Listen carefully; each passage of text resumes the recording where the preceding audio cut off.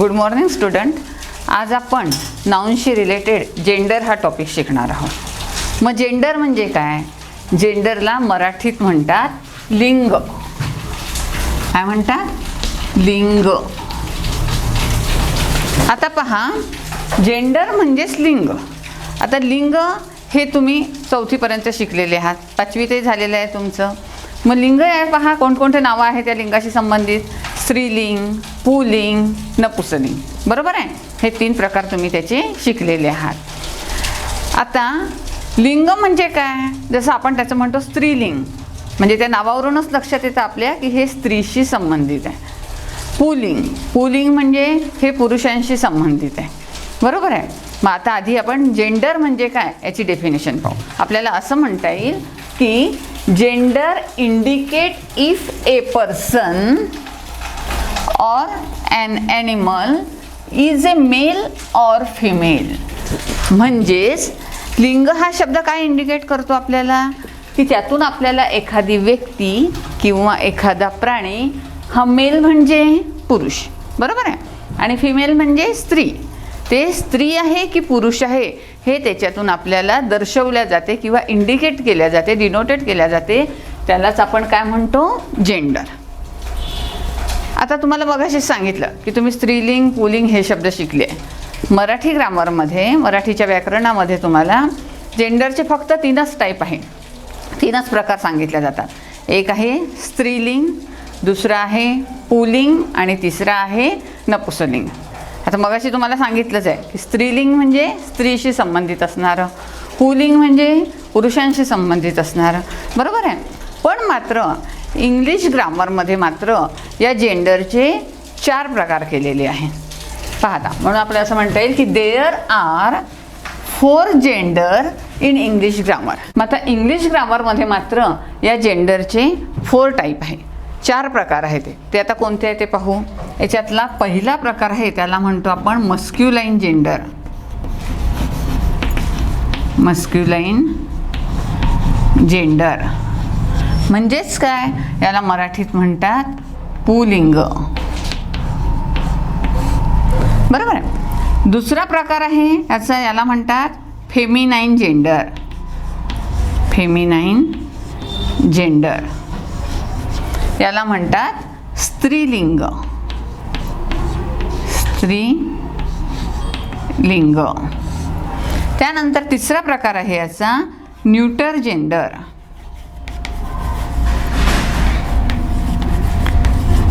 Gender याला म्हणतात नपुंसकलिंगी.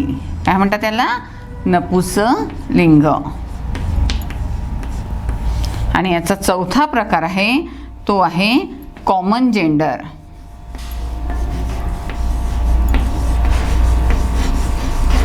म्हणजेच याला म्हणतात सामान्य लिंग.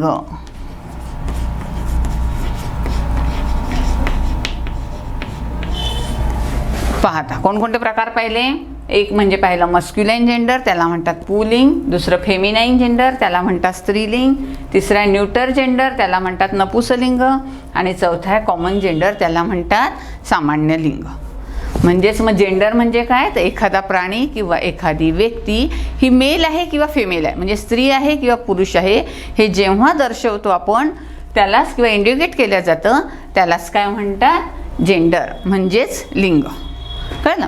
आता हे जे 4 टाईप पाहिले, आता याची आपण डेफिनेशन पाहू, ते समजावून घेऊ आणि मग त्याचे एक्झाम्पल देऊन मी तुम्हाला ते समजावून सांगते.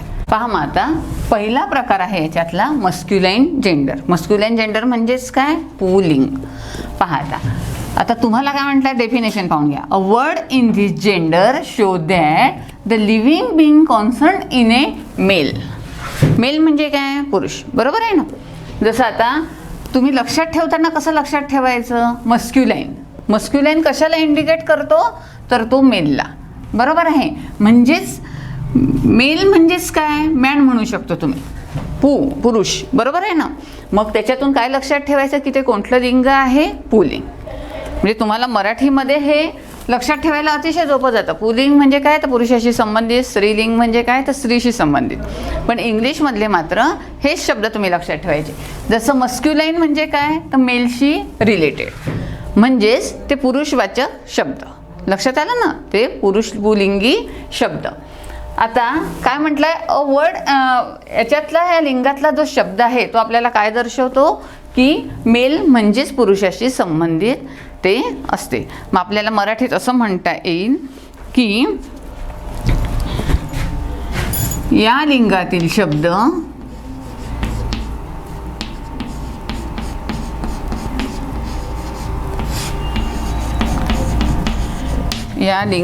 शब्द पुरुषवाचक नाम दर्शवतो. पुरुषवाचक नाम दर्शवितो. कळलं ना.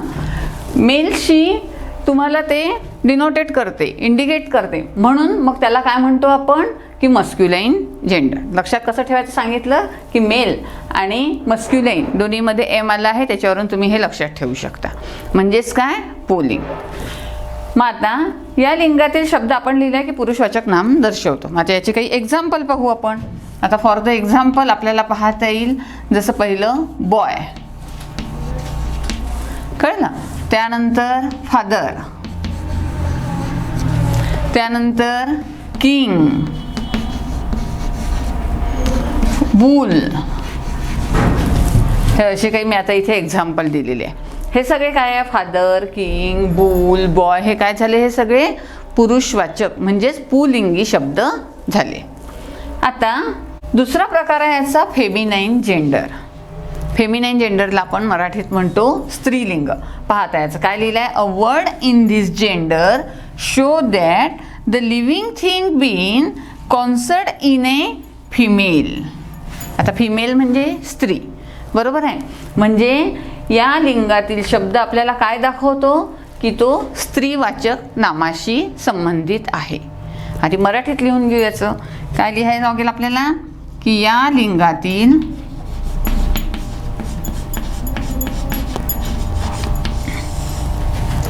शब्द हा आपल्याला स्त्रीवाचक नाम दर्शवितो. आता इथे सुद्धा पहा, कन्फ्यूज व्हायचं काम नाही.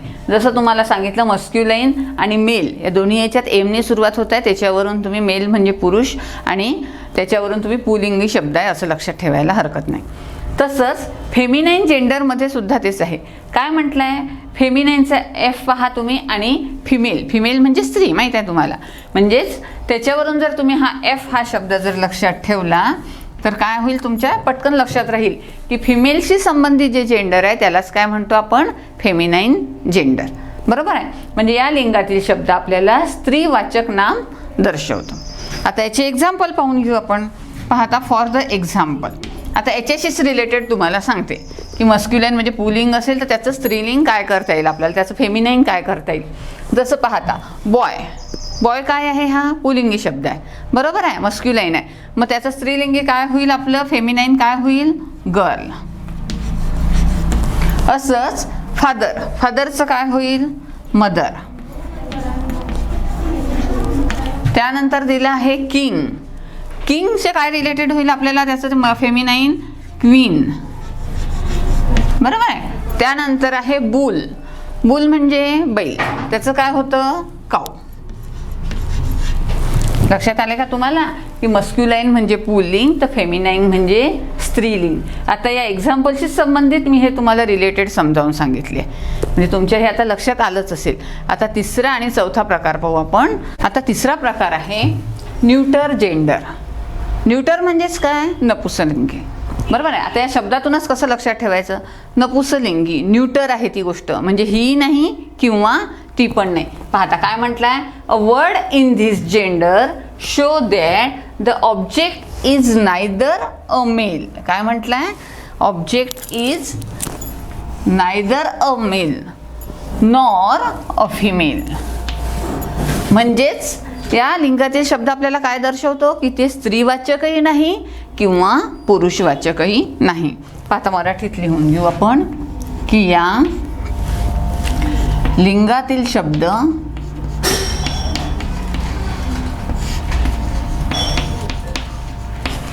या लिंगातील शब्द पुरुषवाचक नाम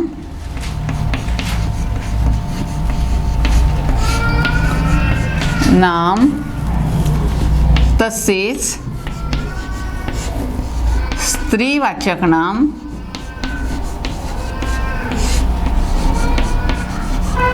दर्शवत नाही.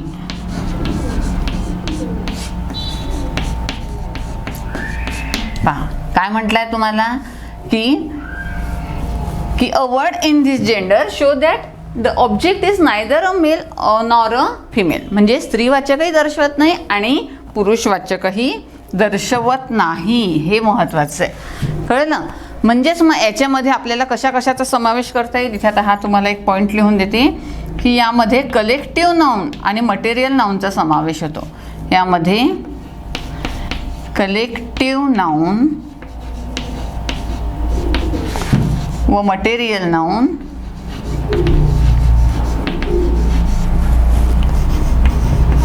नाउनचा समावेश होतो.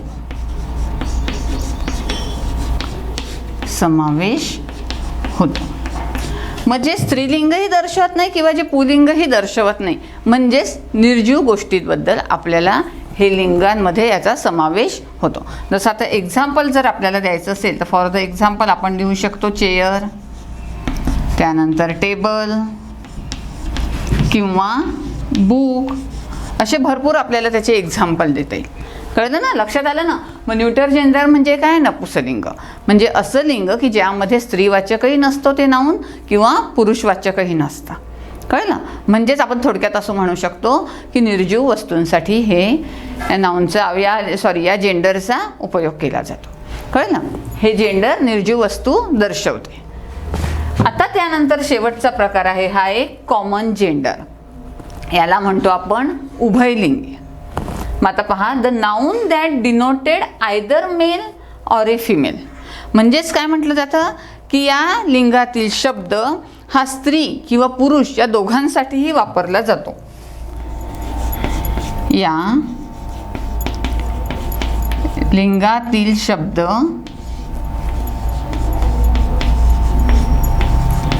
स्त्री व पुरुष दोघांसाठीही वापरला जातो.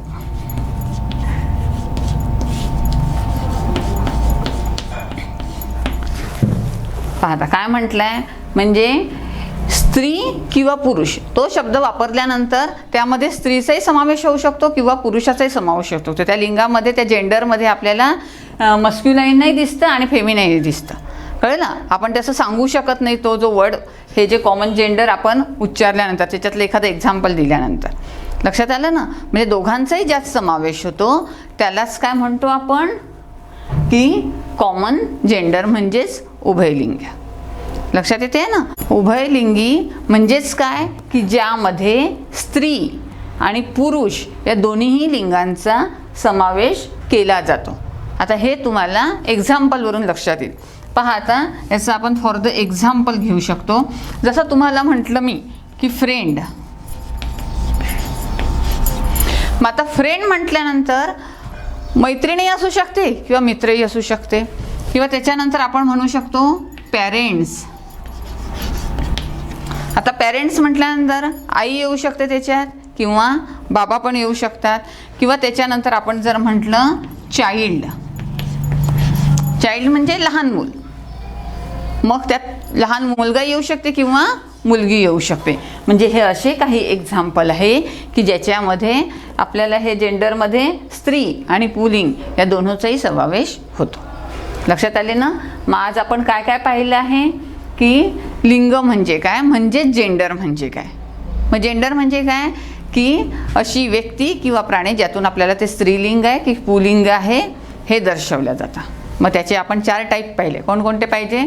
मस्क्युलाईन जेंडर, त्यानंतर फेमिनाईन जेंडर, न्यूटर जेंडर आणि चौथं पाहिलं आपण कॉमन जेंडर. मस्क्युलाईन जेंडर हे कशाशी आपल्याला डिनोटेड करते तर मेलशी म्हणजेच पुरुषांशी. म्हणजेच त्याला म्हणतो आपण पुलिंग. बरोबर आहे. मग फेमिनाईन जेंडर हे कशाशी डिनोटेड करते तर स्त्रीशी म्हणजेच फिमेलशी. म्हणजेच त्याला काय म्हणतो आपण फेमिनाईन जेंडर. त्यानंतर तिसरं बघितलं होतं आपण न्यूटर जेंडर, की ज्याच्यामध्ये स्त्री आणि पुरुष या दोघांचाही समावेश होत नाही. बहुतेक ते कलेक्टिव्ह नाऊन आणि मटेरियल नाऊनसाठी वापरल्या जातात, म्हणजेच थोडक्यात निर्जीव वस्तूंसाठी त्यांचा वापर केला जातो. त्यानंतर चौथं पाहिलं होतं आपण कॉमन जेंडर. कॉमन जेंडरमध्ये स्त्री आणि पुरुषवाचक दोन्ही नाऊनचा समावेश केला जातो. जसं तुम्हाला एक्झाम्पल दिलेलंच आहे मी, की टीचर म्हटल्यानंतर जेंट्स टीचरही असू शकतो, लेडीज टीचरही असू शकते. बरोबर आहे. चाइल्ड म्हटल्यानंतर चाइल्ड म्हणजे लहान मूल, मग ते मुलगी असू शकते किंवा मुलगाही असू शकतो. बरोबर आहे. फ्रेंड मित्रही असू शकते किंवा मैत्रीणही असू शकते. आता हे चारही जेंडरचे तुम्हाला प्रकार शिकवले आहे, त्याचे एक्झाम्पल समजावून सांगितले आहे. मला वाटतं हे तुम्हाला समजलं असेल. आता याचेच मी तुम्हाला नोट्समध्ये की मस्क्युलाईन जेंडर आणि त्याचे फिमेल जेंडर काय होतात हे सगळं मी तुम्हाला नोट्समध्ये लिहून पाठवणार आहे. तुम्हाला 5वी-6वीच्या लेवलला हे लिहायला येतात. एखाद्या वेळेस तुम्हाला जर समजा मस्क्युलाईन जेंडर दिलं असेल तर तुम्हाला त्याचं फेमिनाईन जेंडर लिहावं लागेल. कळलं? अशा प्रकारचा प्रश्न विचारला जातो. आता हे तुम्हाला लिहून दिल्यानंतर ते व्यवस्थित तुम्ही उतरवून घ्यायचं, शांततेने वाचायचं आणि जे जेंडर मी तुम्हाला लिहून देईल ते तुम्ही चांगले व्यवस्थित पाठ करायचे. ठीक आहे. आणि आता उद्याच्या पिरियडमध्ये आपण आर्टिकल्स हा टॉपिक पाहू.